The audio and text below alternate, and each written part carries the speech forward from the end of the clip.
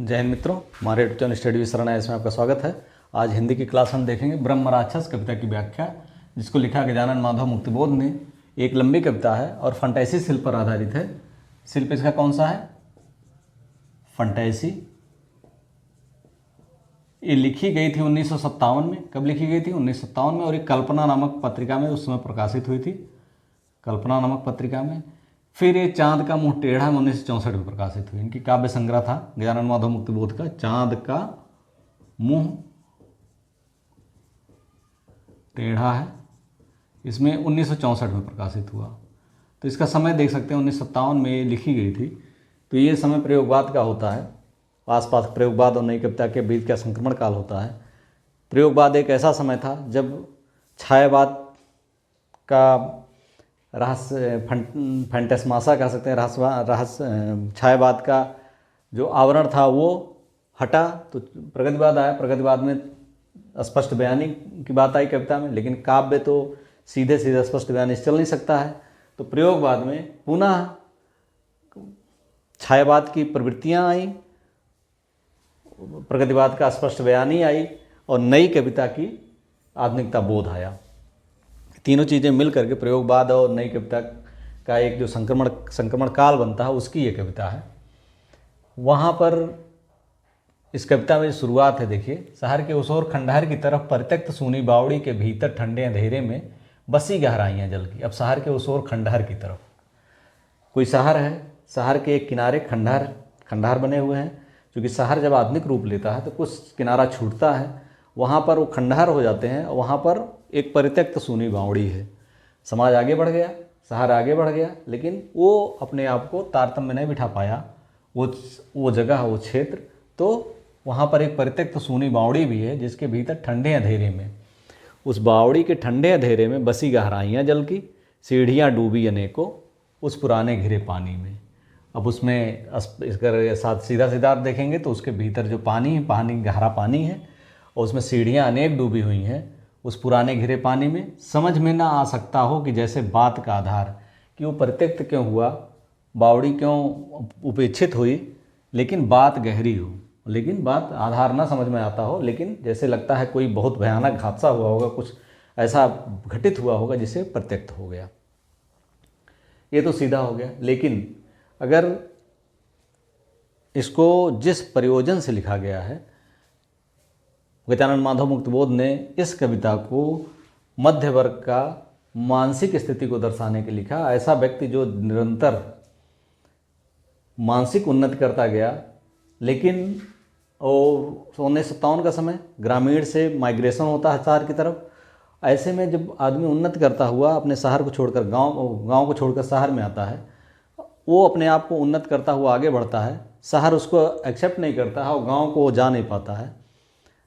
ऐसे में उसे अपनी जो विद्वता होती है वो बेमानी जान पड़ती है। और दूसरी बात, वो विद्वता जो लिए रहता है उसको अहंकार होता है कि इस विद्वता के सहारे हम पूरी दुनिया को तारतम्य में बिठा सकते हैं, लेकिन वो कर नहीं पाता। दुनिया उससे आगे निकलती है और वो क्या हो जाता है, सूनी बावड़ी, खंडहर की तरफ की सूनी बावड़ी। अब उसके मन में जो ठंडे अंधेरे बने हुए हैं वही हैं, जो दिमाग उसका ज्ञान है वो उसी ठंडे अंधेरे में है। उसका कर्म के रूप में उपयोग नहीं कर पाता है।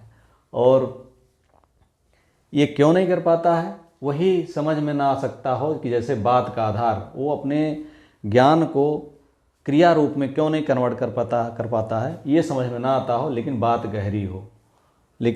गहरी हो कि वो क्यों नहीं कर पाता है। अब कामायनी की बात करें तो कामायनी में सीधा जयशंकर प्रसाद ने कहा, ज्ञान भिन्न कुछ क्रिया भिन्न है, आशा क्यों पूरी हो मन की, एक दूसरे से न मिल सकें, ये विडंबना है जीवन की।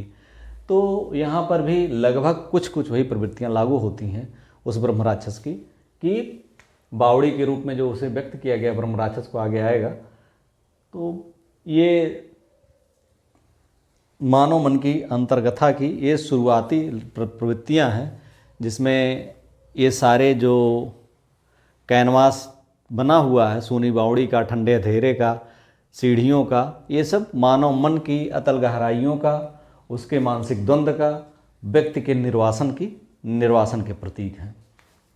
आगे देखिए, बावड़ी को घेर डालें खूब उलझी हैं, बावड़ी को घेर डालें खूब उलझने। बावड़ी को, जो बावड़ी है प्रत्यक्त हो गई है, वहाँ कोई आता जाता नहीं, तो क्या हो गया उसके। अभी गांव में भी कोई, अगर आप कुआँ देखते हैं या बावड़ी देखते हैं, तो उसके अगर कोई नहीं आता है तो वहाँ क्या होता है, गूलर, पाकड़, पीपल सब उगाते हैं, ढेर सारे उगाते हैं। वो उसका उसमें जाना मुश्किल हो जाता। तो वही है, उलझे हुए हैं, खड़े हैं मौन औदुंबर। औदुंबर गूलर को कहते हैं। गूलर के पेड़ भी वहाँ उगे हुए हैं। और उस व शाखा पर लटकते घुघुओं के घोंसले परित्यक्त भूरे गोल। तो उसके शाखा पर घुघुओं यानी फाख्ता के घोंसले लटके हुए हैं, जो कभी बनाए थे उन्होंने। जब लोग आते जाते थे, चहल पहल रहती थी, घुघु तभी रहेंगे, फाख्ता तभी रहेगा जब दाने मिलेंगे ना उसको। आसपास लोग रहते थे, तो आसपास थोड़ी बहुत जो पेड़ पौधे उगे हुए थे उसी पर ही अपना घोंसला बनाए थे, या अंदर बावड़ी के अंदर जो पेड़ का निकल आते उस पर भी घोंसले बना लेते। तो वही घोंसले थे। उन घोंसलों को चूँकि आसपास कोई रहता नहीं, खंडार हो गया, दाने है नहीं, तो फाख्ता भी वहाँ से चले गए हैं। ऊपर भूरे गोल उनके घोंसले केवल लटक रहे हैं। यहाँ पर प्रयोजन ये है कि मानव मन, उस बावड़ी को, मानव मन का जो मानव मन है, बावड़ी जो है, जो व्यक्ति है, उस व्यक्ति की मनः स्थिति अगर परित्यक्त हो जाए और उसके पास समृद्ध हो, उपजाऊपन हो, तो वहाँ क्या होगा, ढेर सारे विचार आएंगे, उलझेंगे। उसी औदुंबर की डालियों के सरीखे, जो झाड़ झंखाड़ हमने बताया कि पीपल, गूलर, पाकड़ सब उगाते हैं, तो उसी झाड़ झंखाड़ की तरह उगेंगे। और वहाँ पर जो पॉजिटिव एनर्जी है, पॉजिटिव एनर्जी कहने का तात्पर्य है कि जो सकारात्मक विचार हैं वो भी छोड़ के चले जाएंगे। कैसे? लटकते घुग्घुओं के घोंसले परित्यक्त भूरे गोल। उस परित्यक्त भूरे गोल की तरह अगर अपने दिमाग को हम, या वो बुद्धिजीवी वर्ग ने अपने दिमाग को अपने अहंकार में इस तरह से बना लिया है कि वहाँ से सकारात्मक चीज़ें उसी फाख्ता जैसे फाख्ता अपने घोंसलों को छोड़ के चले गए हैं, वैसे वो छोड़ के चले गए हैं। अब यहाँ से आगे देखिए, विगत सत पुण्य का आभास, जंगली हरी कच्ची गंध में बसकर हवा में तैर, बनता है गहन संदेश, अनजानी किसी बीती हुई उस श्रेष्ठता का जो कि दिल में एक खटके सी लगी रहती है। अब विगत सत पुण्य का आभास, ऐसे तो ब्रह्मराक्षस कह सकते हैं, या वो बावड़ी है, बावड़ी में किसी समय उसमें पूरा शहर, आसपास के लोग उसी से अपना जीविका पार्जन करते थे, उसी से नहाते थे, वहीं पानी पीते थे, वहीं से उनका कार्य व्यापार चलता था। और उस पुण्य का आभास, यानी उसको सोच करके अगर देखिए तो जंगली हरी कच्ची गंध में बसकर हवा में तैर, वो जो पुण्य है, उस पुण्य का वर्तमान में अगर सोचा जाए तो निश्चित तौर पे कुछ चीज़ें हमें समझ में आती हैं। जो हवा में तैर, बनता है गहन संदेह, जो हमें उसमें संदेह उत्पन्न करते हैं कि आखिर ये प्रत्यक्त क्यों हुआ है, क्यों प्रत्यक्त हुआ ये। अनजानी किसी बीती हुई उस श्रेष्ठता का जो कि दिल में एक खटकी सी लगी रहती है। अनजानी किसी बीती हुई उस श्रेष्ठता का जो कि दिल में एक खटके सी लगी रहती है। अब अनजानी किसी बीती हुई उस श्रेष्ठता, अब ये एक बावड़ी की श्रेष्ठता जो है उस समय निश्चित तौर पे कुछ रही होगी। अगर ये सोचता है और उसको वर्तमान के संदर्भ में अगर देखते हुए हम देखते हैं तो दिल में एक खटकी सी लगी रहती है कि आखिर वो प्रत्यक्त क्यों हो गया, क्यों प्रत्यक्त हुआ, वो बावड़ी क्यों प्रत्यक्त हो गई। वो बुद्धिजीवी वर्ग, मध्यवर्गीय व्यक्ति जो समाज के उपयोग में आ सकता था, वो प्रत्यक्त क्यों हुआ। समाज इतनी तेज़ी से आगे बढ़ गया। अगर हम 1957 की बात करें तो 1957 में क्या होता है, 1957 में स्वतंत्रता मिलती है, देश तेज़ी से आगे बढ़ता है। और वहाँ पर जो बुद्धिजीवी, जो एक संक्रमणकालीन व्यक्ति था, वो ज्ञान तो अर्जित कर लेता, लेकिन बदलते समाज से, बदलती अर्थव्यवस्था से, बदलते राजनीतिक परिवेश से, सारे माहौल से तादाद नहीं स्थापित कर पाता है और अपने ज्ञान के अहंकार में ही वो चूर रह करके निर्वासन भोगता है। वही स्थिति यहाँ पर भी है कि बावड़ी जो वो है, बावड़ी क्या होती है, जो नई चीज़ें आती हैं, नल आते हैं, आधुनिक कुएँ आ जाते हैं, नई नई तकनीकें, टैप सप्लाई आ जाती है, तो उस पानी की ज़रूरत लोगों को ख़त्म होती है और वो बावड़ी अपने आप को आधुनिकता से तारतम्य नहीं बिठा पाती और प्रत्यक्त हो जाती है। तो यही लिखा हुआ, दिल में एक खटकी सी लगी रहती है, मतलब वो उस श्रेष्ठता का जो कि दिल में वो जो श्रेष्ठ था कभी, आज ये निर्वासन भोग रहा है, एक खटके सी लगी रहती है। बावड़ी की उन घनी गहराइयों में शून्य ब्रह्म राक्षस एक बैठा है। बावड़ी की उन घनी गहराइयों में शून्य ब्रह्म राक्षस एक बैठा है।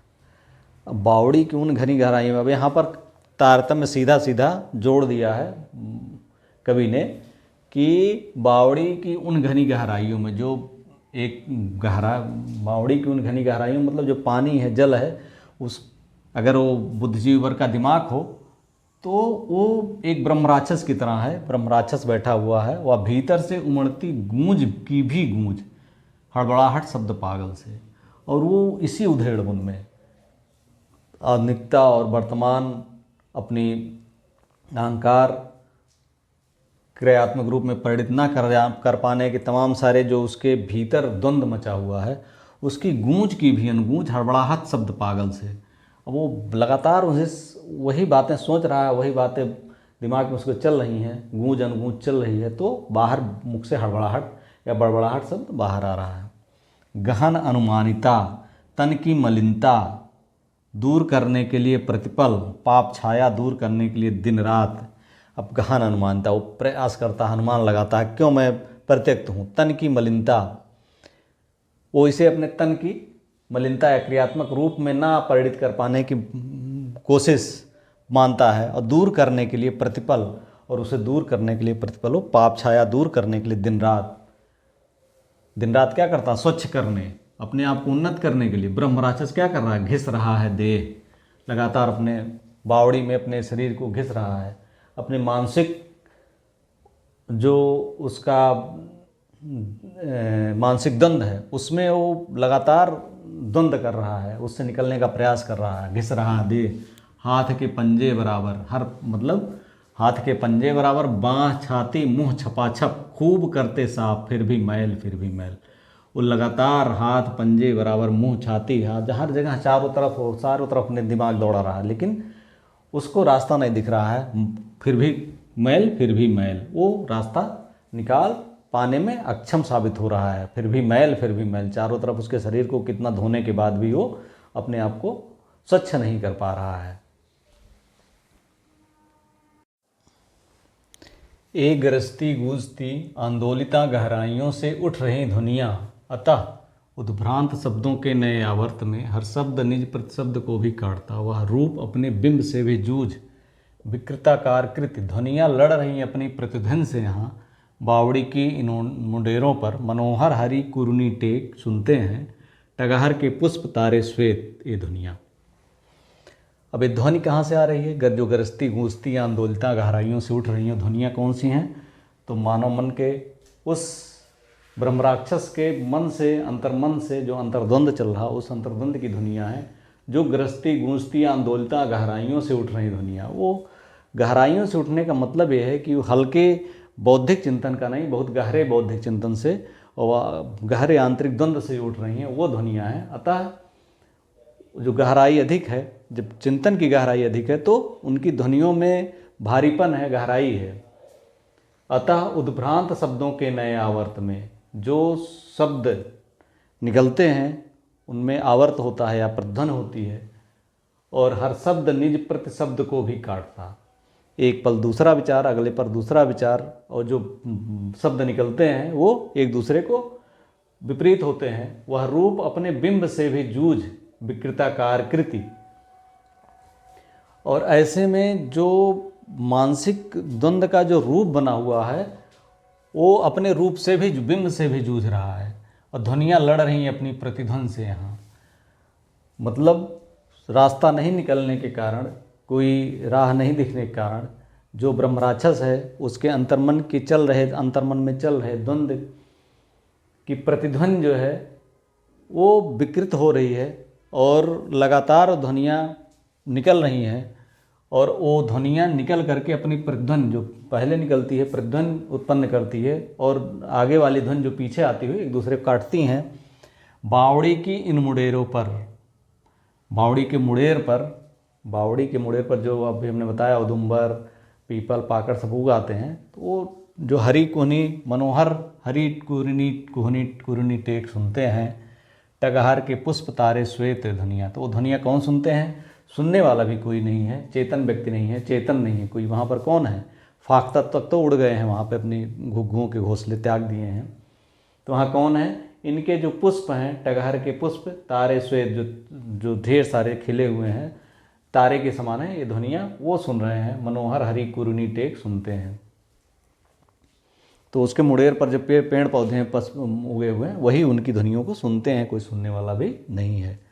सुनते हैं करौंदी के सुकोमल फूल, वहाँ जो करौंदी का फूल वो सुनता है।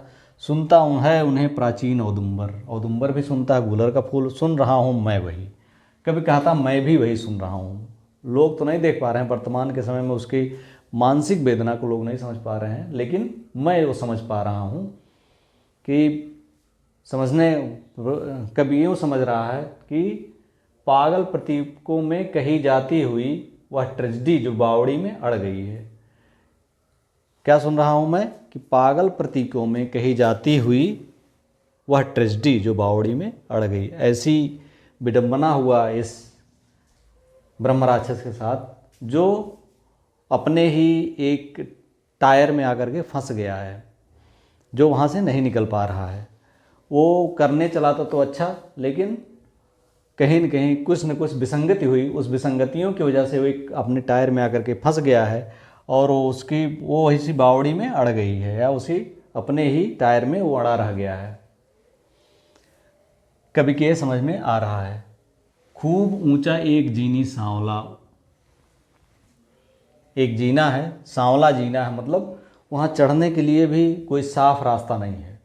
सीढ़ियाँ जो बनी है वो भी सांवला है, अंधेरे में है, मतलब वहाँ से रास्ता साफ नहीं दिखाई पड़ रहा। ऐसे टायर में वो फंसा हुआ है जहाँ पर वो रास्ता साफ नहीं दिखा रहा। ऐसे कोटर में वो फंसा हुआ है, उसका दिमाग ऐसे झंझावत में है कि वहाँ से उसको रास्ता दिख नहीं रहा। उसकी अधेरी सीढ़ियाँ, जीना है, सांवला है, वो अधेरी सीढ़ियाँ, सीढ़ियों अधेरी में डूबी हुई हैं।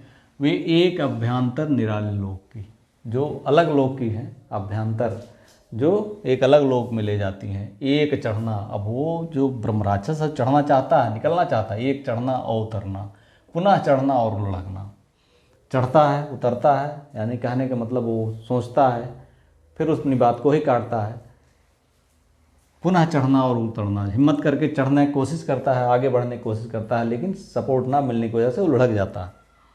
मोच पैरों में व छाती पर अनेक घाव, बुरे अच्छे के बीच के संघर्ष से भी अग्रतर। अब यहाँ देखिए, मोच पैरों और छाती में अनेक घाव, वहाँ मोच पैर और छाती, यहाँ चूँकि पूरे बावड़ी को ही उसके मानसिक वेदना, मानसिक स्थिति को माना गया है, तो उसके मानसिक स्थिति में ही चोट लग रही है, हर कोने पर। उसके सोच के हर भाव पर चोट लग रही है, उसके सोच के हर भाव पर चोट लग रही है। और यहाँ पर बुरे अच्छे के बीच जो संघर्ष होता है, इससे भी उग्रतर है, क्योंकि ब्रह्म राक्षस बुरा तो चाहता नहीं है। वो अपनी बुद्धि या उसने जो विवेक अर्जित किया, उस विवेक को कार्य रूप में परिणित करने का जो एक कौशल होता है, वो नहीं सीख पाया। और इस वजह से सारे अपने अंतर्द्वंद से जूझ करके वो परित्यक्त हुआ है। तो यहाँ पर बुरे और अच्छे के बीच संघर्ष नहीं है, इससे भी उग्रतर, इससे आगे अच्छे व उससे अच्छे के बीच, अधिक अच्छे के बीच संघर्ष है। यानी वो अच्छा करना चाहता है, लेकिन अच्छे करने के लिए भी उसे जो है रास्ता नहीं मिल रहा है। गहन किंचित सफलता अति भव्य असफलता।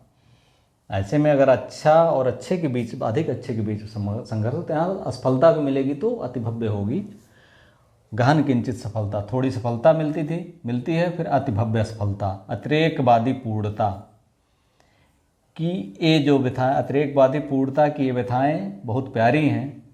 ज्यामितिक संगत गणित की दृष्टि से कृत भव्य नैतिक मान, आत्मचेतन सूक्ष्म नैतिक मान। अतिरेकवादी पूर्णता की तुष्टि करना कब रहा आसान, मानवीय अंतर्गताएँ बहुत प्यारी हैं।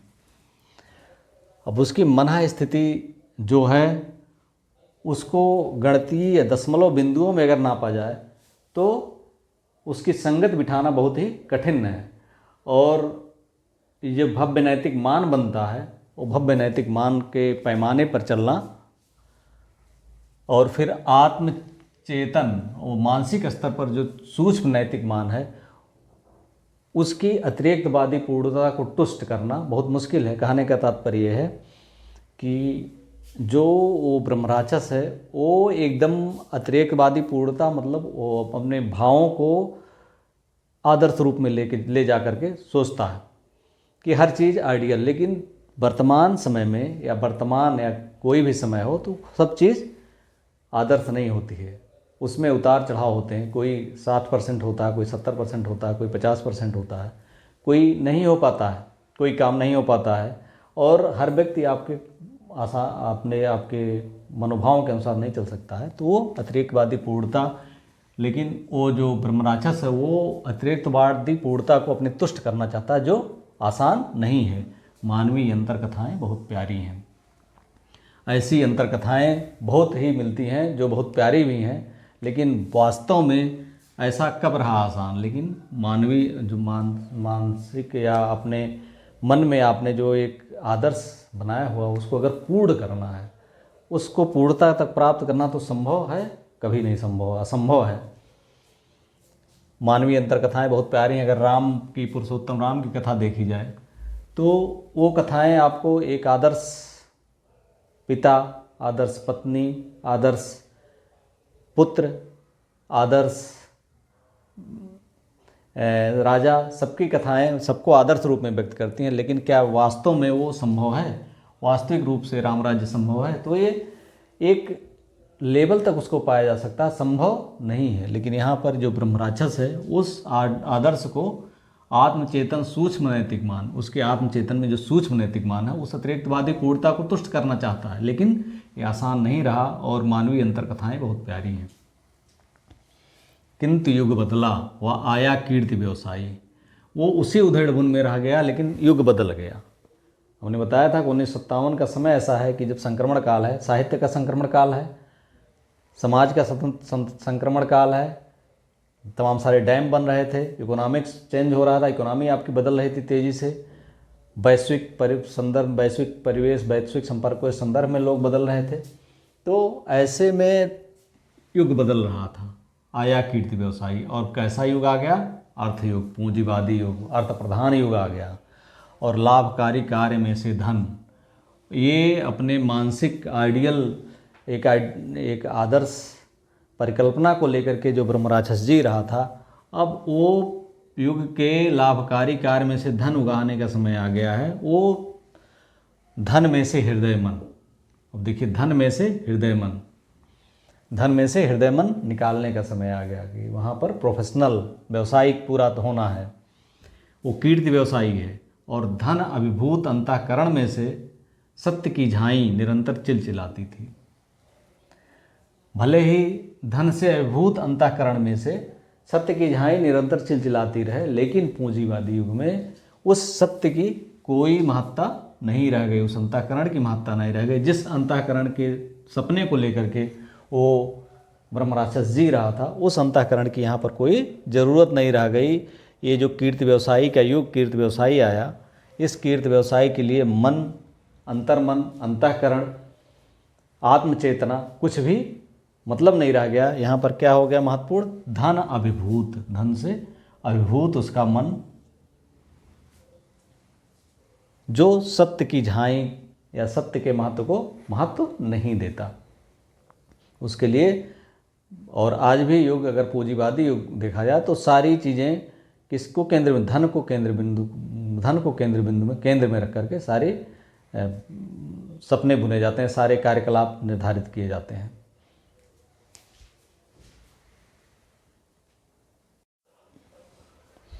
आत्मचेतस किंतु इसके व्यक्तित्व में थी प्राणमय अनुबंध, विश्व चेतस बेबनाओ।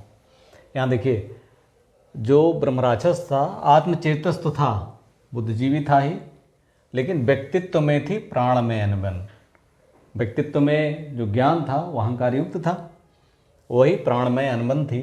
वो सोचता तो था भले के लिए, अच्छे और बहुत अच्छे में संघर्ष था, लेकिन विश्व चेतस से बेबनाव, लेकिन विश्व में जो आडंबरपूर्ण स्थितियां थी उससे वो सहमत नहीं था, उससे वो दुखी था। महत्ता के चरण में था विषादाकुल मन, जब उसे महत्वपूर्ण, जब उसको उसका महत्व उपयोग होना था या जो उसको उसके महत्व का प्रयोग होना था, ऐसे में उसका मन बहुत विषादाकुल था कि जैसे आया कीर्ति व्यवसायी पूंजीवाद का युग आ गया, समाज में आडंबर ही आडंबर आ गया, तो ऐसे में उसका विषादाकुल मन था। और मेरा उसी से उन दिनों होता मिलन, कभी कहता है कि मेरा अगर उससे उन दिनों, उस ब्रह्मराक्षस से उन दिनों उस मिलन होता तो व्यथा उसकी स्वयं जीकर, उसके कष्ट को, उसके मानसिक द्वंद्व को मैं स्वयं जीता, और तो व्यथा उसकी स्वयं जीकर बताता मैं उससे उसका स्वयं का मूल्य, उसकी महत्ता, तो मैं उसे उसका मूल्य और उसकी महत्ता बताता कि समाज के लिए कितना उपयोगी है। क्योंकि जो कवि है वो एक तटस्थ दर्शक के रूप में देख रहा है, उसे समझ में आ रहा है कि इसकी समस्या क्या है, लेकिन वो जो ब्रह्मराक्षस है वो अंतर्द्वंद से इतना उलझा हुआ है, उसे रास्ता नहीं मिल रहा है। तुम उस महत्ता का हम शरीकों के लिए उपयोग, वह उस महत्ता का बताता मैं उसे उसका स्वयं का मूल्य, उसकी महत्ता, वह उस महत्ता का हम शरीकों के लिए उपयोग, यानी लोगों के लिए, समाज के लिए, देश के लिए, विश्व के लिए उसका क्या उपयोग है, इसको मैं उसे बताता। उस आंतरिकता का बताता मैं महत्व, उसकी जो आंतरिकता है, उसका अंतर्मन है, उसका आंतरिक जो चेतना है, उसका मैं महत्व बताता। पिस गया वह भीतरी और बाहरी दो कठिन पाटों के बीच, ऐसी ट्रेजेडी है नीच। वह बाहरी आडंबर और मानसिक द्वंद्व के बीच ऐसा पिस गया है और वो एक ट्रेजेडी बन गया। वो जो ब्रह्मराक्षस था एक ट्रेजेडी बन गया। अब यहाँ देखिए, बावड़ी में वह स्वयं पागल प्रतीकों में निरंतर कह रहा। अब ऐसे में जो वो ट्रेजेडी बन गया है, उसके मानसिक द्वंद्व से वो निकल नहीं पा रहा, तो पागल प्रतीकों में वो निरंतर कह रहा। उसके जो शब्द निकल रहे हैं वो पागलों जैसे निकल रहे हैं, क्योंकि वो रास्ता नहीं पा रहा है, उसके अंतर्द्वंद लगातार चल रहा है। अंतर्द्वंद में लगातार जब बहुत समय तक व्यक्ति रहता तो बड़बड़ाने लगता। वह कोठरी में किस तरह अपना गणित करता रहा, वो अपने टायर में बैठा हुआ, सिमटा हुआ, दुनिया से कटा हुआ अपना गणित करता रहा कि मैं किस तरह से यहाँ से निकलूँ, अपना उपयोग किस तरह से, हमारा उपयोग किस तरह से हो, मैं अपने कर्म को किस तरह से करूँ, अपने ज्ञान का किस तरह से सदुपयोग करूँ, यही गणित करता रहा। वह सघन झाड़ी के कटीले तम विवर में मरे पक्षी सा विदा ही हो गया। उस मानसिक द्वंद्व के मकड़जाल में वो जो तम विवर बन गया था, उसके लिए एक अंधकूप टाप बन गया था, उसी में वो विदा हो गया। मरे पक्षी सा, जिसको कोई नहीं पूछता है, उसे कोई देखता नहीं है, और सूख के वो ख़त्म हो जाता है। कब कहाँ कौन मर गया कुछ देखता नहीं है, तो ऐसे में अनजाने में वो मर के ख़त्म हो गया। वह ज्योति अनजानी सदा को सो गई, और उसका जो अंतर्द्वंद था अपने आप अचानक ही सो गया। यह क्यों हुआ, क्यों यह हुआ, या ऐसा क्यों हुआ। अब यहाँ पर कवि कहता है, मैं ब्रह्म राक्षस का सजल और शिष्य होना चाहता। मैं उस ब्रह्म राक्षस का, उसके कार्यों के लिए, उसके मानसिक जो उसने अपने आप को अर्जित किया है, उसको एक पहचान देने के लिए मैं उस ब्रह्म राक्षस का सजल और शिष्य होना चाहता। सजल और शिष्य मतलब ये है कि उसके न सिर्फ मानसिक या बौद्धिक क्षमताओं को लेना चाहता है, समझ करके आगे बढ़ाना चाहता हूँ, बल्कि उसकी भावनाओं को और अपनी भावनाओं से उसको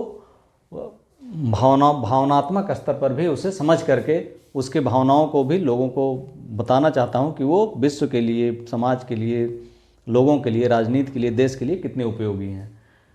इसीलिए वो सजल और शिष्य होना चाहता, यानी वहाँ पर केवल बौद्धिक स्तर नहीं है, भावनात्मक स्तर भी है, जिससे कि उसका वह अधूरा कार्य, उसकी वेदना का स्रोत संगतपूर्ण निष्कर्षों तलक पहुँचा सकूँ। अगर हम उसका अगर उसका सजल और शिष्य बन पाऊँ तो उसका अधूरा कार्य भी मैं कर सकता, क्योंकि वेदना रूप में जब वो भावनात्मक स्तर पर जुड़ता तो अपनी सारी बातें वो बताता, उस अंतर्द्वंद से उसे निकलने में मदद करता, और जिससे उसकी वेदना खत्म होती और संगतपूर्ण निष्कर्षों तलक पहुंचा सकूं, और उसके बुद्धि को, उसकी बौद्धिकता को संगतपूर्ण यानी लोगों के उपयोग लायक उसको मैं बना सकूं। बावड़ी की इन मुंडेरों पर मनोहर हरी कुहनी टेक बैठी है टगर, ले पुष्प तारे श्वेत। बावड़ी की इन मुंडेरों पर, अब वो जो अंतर्द्वंद है उसके मुंडेरों पर मनोहर हरी कुहनी टेक बैठी है टगर। टगर का पेड़ जो है उसमें ढेर सारे फूल तारे खिले हुए उसके मुंडेर पर है। और वहीं पर लाल फूलों का एक लहकता झौर भी है। और वहीं पर कन्हेर का वृक्ष है। वह बुलाती एक खतरे की तरफ जिस ओर, अधियारा खुला मुँह बावड़ी का शून्य अंबर ताकता।